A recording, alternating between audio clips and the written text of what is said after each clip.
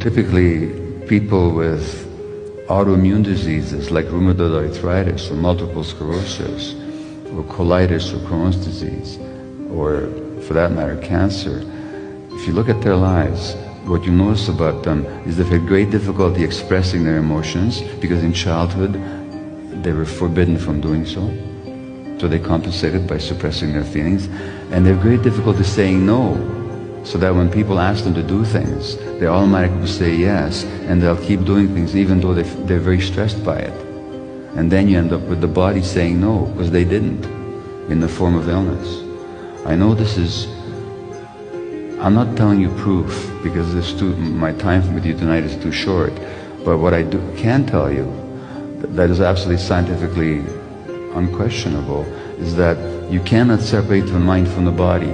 So whatever happens emotionally will actually have an impact on your physiology, because the brain systems that regulate emotions are part and parcel of the same system that the immune system is a part of, the cardiovascular system is a part of, the nervous system is a part of, and the hormonal apparatus is all part of it as well.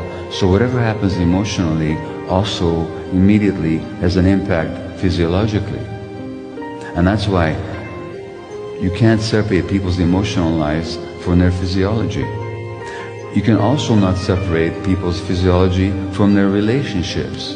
We know, for example, that children whose parents are stressed are much more likely to have asthma.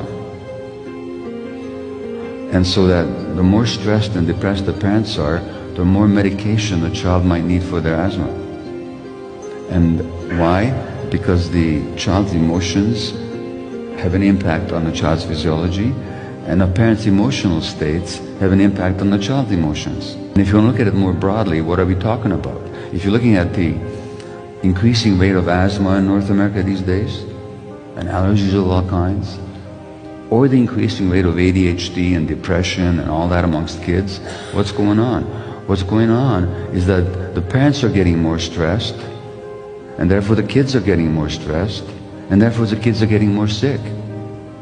And it's not a question of the parents not loving their kids, it's not a question of blaming parents, it's not a question of parents not doing their best. It's the question is that because of economic circumstances and greater isolation, the breakdown of extended families, the breakdown of communities, all the uncertainties of modern industrial life, the parents are more stressed, and the more stressed the parents are, the more stressed the kids are. And when the kids are emotionally stressed, that also affects their physiology. Isolation.